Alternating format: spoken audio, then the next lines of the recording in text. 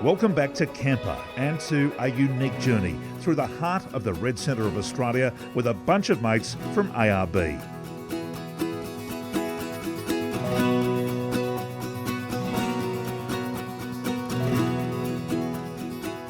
After checking out one of the NT's bucket list destinations yesterday in Kings Canyon, today we head further west towards the most well-known monolith in the world.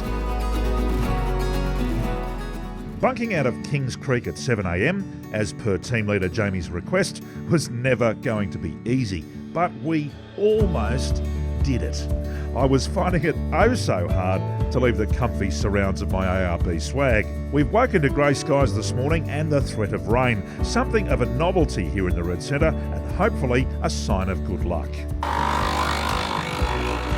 Well, you can't start the day without a good coffee. So we had to put an inverter in because she didn't want to leave home without it.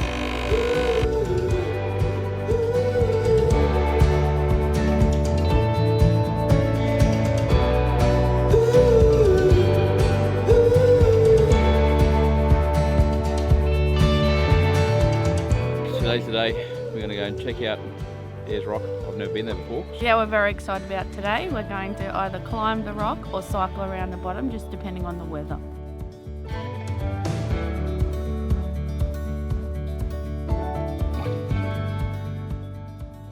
First night's in the swag last night here at Kings Creek. Oh mate, love my swag. And some plans to maybe climb the rock today? Yeah, love to. Last time Fee and I were there, it was raining, and they say only 1% of people see it in the rain. Oh, wow. So we were supposed to be the lucky ones, but they blocked it off from walking. So we said, well, we'll have to go back there and walk it one day. Yeah, well, the issue might be wind today as well. Yeah, well, I'll try. Wind can be a problem, but where there's a will, there's a way, and he'll find a way. We'll give it a good go.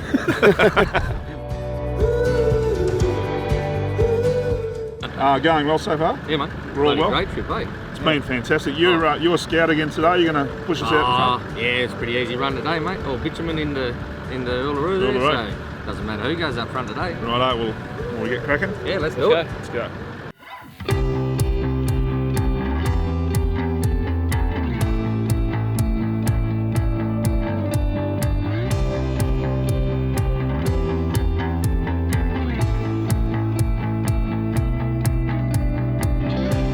As we head southwest towards Uluru, the majestic Mount Connor appears in the distance. Known to misrepresent itself to the odd tourist as the other famous rock down this way, Mount Connor is also called Uluru by locals and is within sight of the boundaries of the Smoko Break this morning, the 1 million acre Curtin Springs cattle station.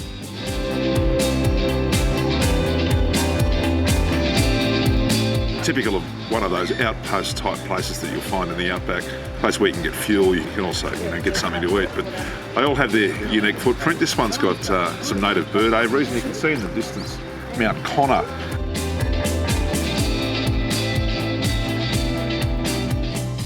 Wacky place.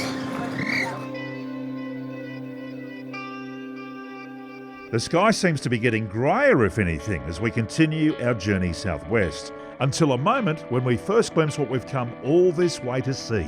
And the sun pops out and Uluru is bathed in sunlight.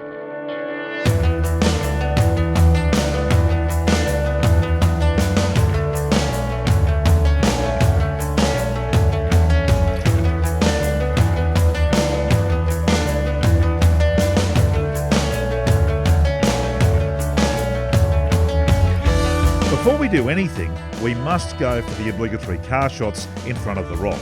This is one thing that is a must for any four-wheel drive off-roader, and there are plenty of shots to take. So keep this edge of your bull bar up against mine and give me a bit of 3/4 angle.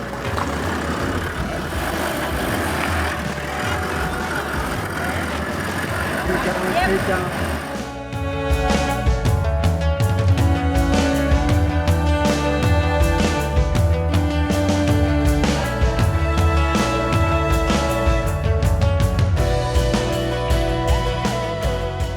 I've been lucky enough to visit Uluru on a number of occasions, and it just never ceases to amaze me the awe and the reverence that this place has for just about anybody that visits.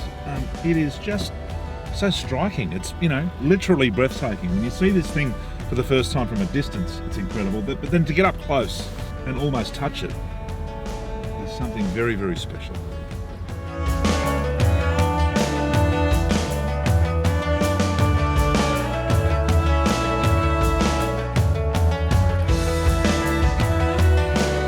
Once at the rock, and after a bit of tucker, the girls and kids decide to rent bikes and ride a well-worn path around it rather than over and above it.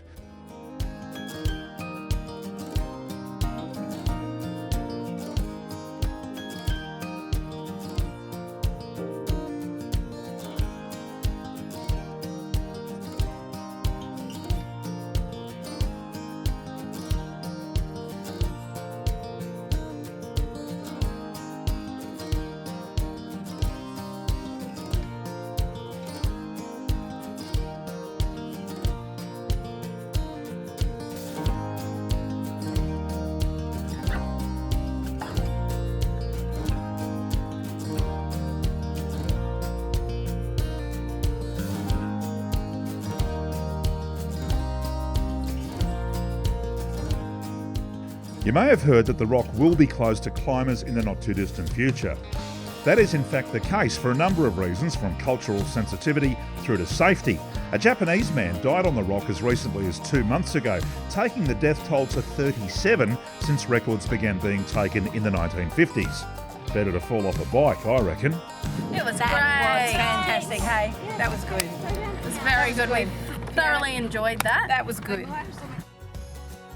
Tonight, we're in for something really special, and we've scrubbed up, donned our best attire, and are enjoying champagne and canapes prior to the start of a very fancy dinner known as the Sounds of Silence Fields of Light dinner. And the crew are really enjoying themselves.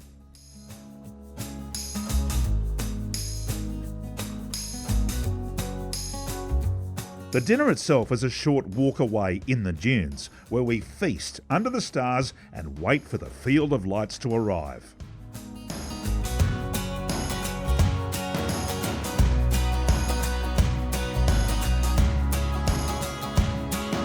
Field of Lights is an art installation created by British artist Bruce Munro. But I don't want to give the game away too much on what, on a starry night, must be a sensory overload. What a day it's been. Tomorrow we get serious. We're heading for Dalhousie. See you then. On our next episode of CAMPR, from a 6-star Uluru experience to 1,000,000 stars on the edge of the Simpson Desert, we gear up for the crossing ahead. The team from ARB can get you here with all the gear for your next big adventure. We'll see you then.